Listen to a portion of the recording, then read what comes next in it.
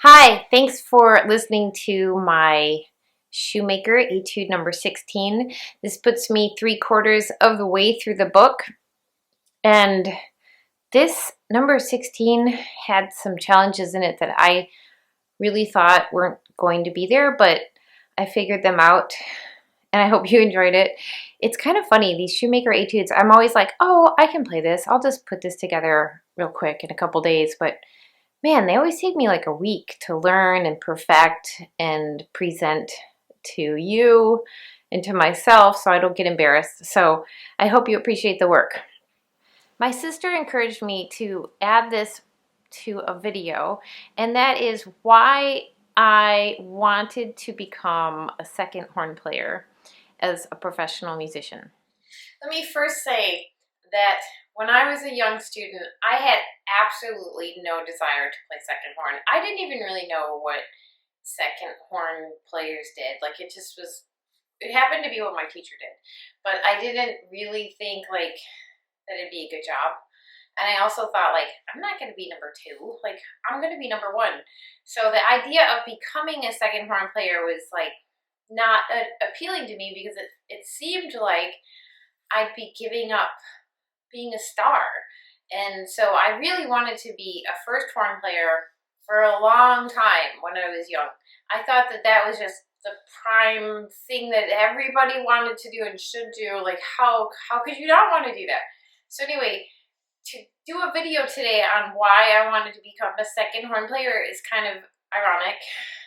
And it's also probably something I should do so that I can admit to you and to everybody the journey that I went through.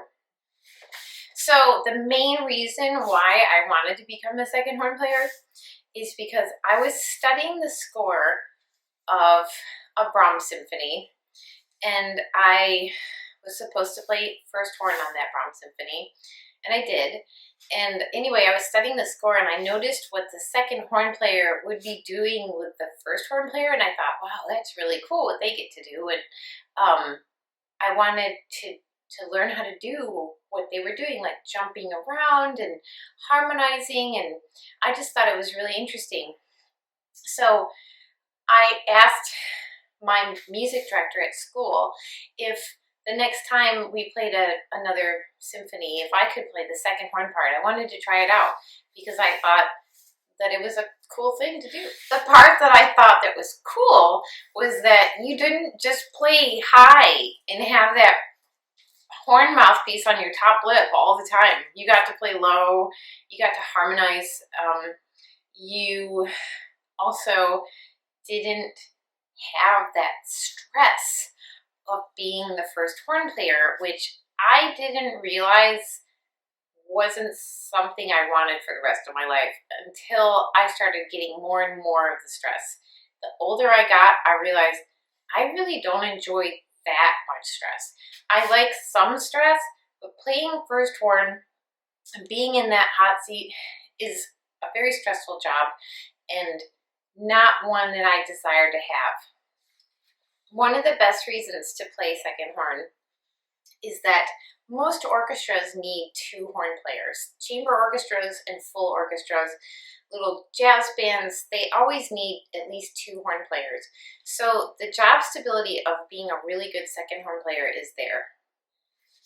I also like the fact that as a second horn player, it's not as stressful, like I said, but also you're playing the role of somebody who's supporting someone else. And I really kind of like that role. I like being a supportive person and kind of giving to someone else. I find it really gratifying. So it's also that you're on a team with someone making this product, not just you and the first one, but it's like 2 other people too, the third and fourth, and the utility. So that team player aspect of it, I also like. There's a good balance to playing second horn.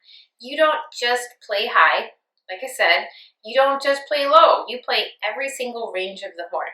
So your technique, whether you like it or not, will get good because you have to learn how to do all of it.